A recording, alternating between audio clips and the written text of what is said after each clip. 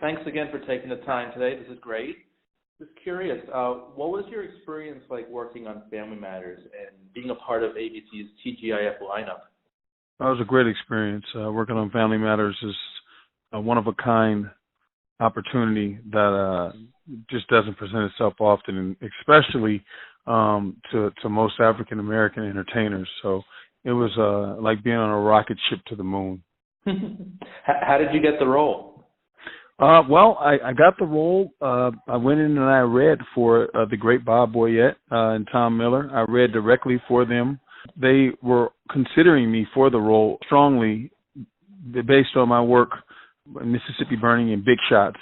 They strategically handpicked this cast, and it was just a major alignment of the stars that came together to present itself in the form of Family Matters. So Tom and Bob had reached out to me directly through my manager at the time, was my mother, Miss Shay McCrary. I went on in, and as fate would have it, and I went down in history as Eddie Winslow. Indeed. And I guess you would call, Reginald, that and the whole gang your second family? Absolutely. Do you guys communicate much now? Do you hang out at all? Oh, yes, absolutely. I mean, I just spent the weekend with KELLIE and Sean and JALEEL. So I'm curious, how do you go about picking your roles? Well, there was a time, picking a role is a very tedious process, especially when you're working to try and change the minds of the public, and you're trying to maneuver and navigate through the possibilities of being stereotyped after being blessed to have portrayed a character for so many years. So definitely you have to look for things that are completely outside of the box of what people are accustomed to seeing you do, if you really want to be looked at and respected as a real honest and true thespian. My team has been really good at working with me to make sure that we're able to do different things. And that's how you find roles like Otis on Star. And it was a real pleasure and an honor to work with the great Lee Daniels in such a extreme and raw capacity, that role. Then you find roles like Next Day Air. I played Buddy, or you might find roles like where I was blessed to play Muhammad Ali in the Don King story. So I have been blessed recently to portray the Godfather of Soul in the BET show American Soul. So that was something where casting had reached out to me, and they thought that I could do it, and I didn't see it, but once I didn't get it. I said, well, I'm a lot taller, but you just don't question it. If someone like Robbie Reed sees something in you and believes in you, and she calls on you, you better show up and blow up. Will you be singing in American Soul as well? No, not in these episodes. But there's a possibility that the character might be coming back, because he was extremely close with Don Cornelius and instrumental in a lot of the success of Soul Train. Now, do you prefer TV over film, or are they kind of equal to you? Yeah, they're pretty much equal. I don't really delineate between the two. Art is art. Whether it's theater, whether it's film. I think that television gives you an opportunity to explore a character arc in a greater capacity. But I enjoy being able to, and now at this stage of my veteran career, I went in and I was able to portray James Brown, the Godfather of Soul, within 2 weeks. And I did my best to encompass everything from James Brown in the 1950s to James Brown in the 1970s. I tried to give you 20 years in 2 weeks, and that's a lot of work, and it's really exhausting, but it takes a lot of commitment.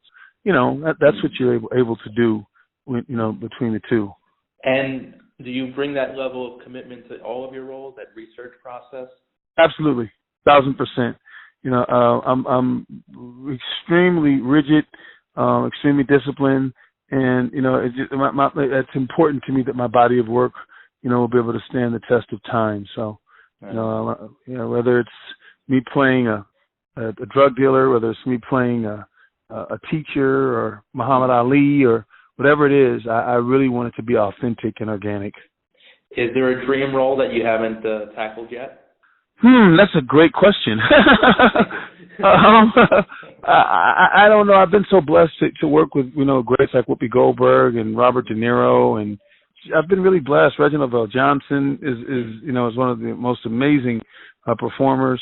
If I had a dream role, I would love to portray someone like Rick James or Marvin Gaye, but I mean, playing the Godfather of Soul, it kind of tops everything I could do musically. The only thing I would love to be able to do is to perform musically as the Godfather of Soul. Do you perform often? I know you're a singer.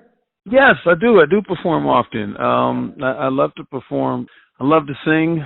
That's actually why I'm even in the industry. Is my father, Howard McCrary, and his family, the McCrarys, the singing McCrarys, were a very, very successful in the music industry. And I was hanging out with my father, some rehearsals for a musical gig he had in Chip Fields, who's Kim Fields' mother discovered me. So music is something that's very close to my heart, and I'm looking forward to an upcoming residency that we will be having in 2020 in Las Vegas at the Rio Hotel. And I know you have another project, Monogamy? Monogamy, yes. Monogamy is a great project. It's Craig Ross Jr.'s Monogamy. It's starring Karen Ward Ross, Brian White, Jill Marie Jones, Wesley Jonathan, Vanessa J. Simmons, and Blue Kimmel. It's a great cast. It's a story of 4 couples who are in dire marital straits, and they agreed to participate in a program called The Experiment. And it basically gives you the opportunity to find out if the grass is really greener on the other side. And if it is, when you go to The Experiment, you can stay on the other side if it's better for you. That's kind of science fiction-ish, but it's more like wife swap or spouse swap, if you would. Except really hot and racy. And is that a feature-length film? No, it's a series, and it's on a streaming platform called UMC. So, in your opinion, what makes a good actor?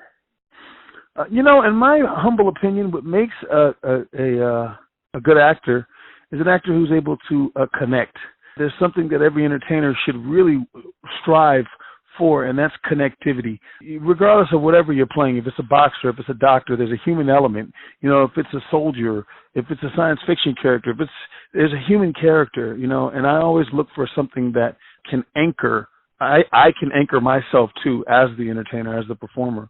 And so I think that's what makes the best actors. And those actors that are able to really listen as well. Also, I know that you're involved with an organization, Father's Care. Absolutely. Father's Care is an organization that has been founded to assist families in catering to the best interests of the child. It's a very difficult and sensitive situation in our nation today. Families are being torn apart. It's very difficult for a lot of men today to speak on this situation, because we're always taught as men, that men don't cry, take it like a man up, but men have emotions, men have feelings, and a lot of times, dads are disregarded, and we have to actually experience tragedy for father's rights to be recognized. So what is really in the best interest of the children is never to play tug of war or to go back and forth, because you can end up ripping a child apart. It's better to raise healthy, whole children than to have to repair grown adults. Now, is this it's a charity organization or non-profit? It's a non-profit, yes. Okay. And are you guys in California? Yes. Okay. Because I'm actually a member of a charity group myself, the New York City Ghostbusters. Oh, wow, that is cool. Yeah, we go to schools, we go to libraries, and we teach kids how to make slime. Wow. Yeah, and I don't know. I mean, if Father's Care and the New York City Ghostbusters, if they can ever team up somehow. That would be cool. We can bust some ghosts. I love it. Yeah, for sure. Yeah, that's pretty cool. We also work with organization which is called the Child Support Hustle. There's a young lady by the name of Kenya who is just an amazing advocate for the best interests of the children and for families. And so we work very closely, and they're more nationwide, so we move around. Now, I know there's been some talk, you and the other cast members, are we ever going to see a revival of Family Matters? You know what? This is a very touchy thing. You know, the cast is very close. We love each other very much. And listen, all I can say is I party in a phone booth with any of those people. So you know, it's very likely that we might end up partying together again and hanging out and having fun. Or even a Family Matters movie. I mean, that would be insane.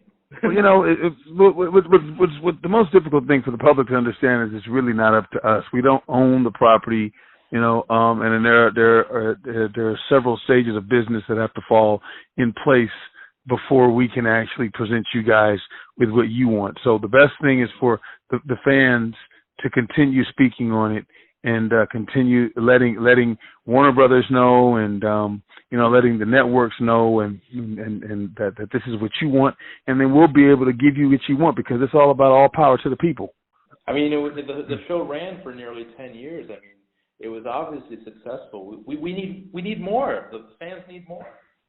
yeah, it would be awesome, and we're working on some things. There's definitely talk about it. And can you talk a little bit more about American Soul?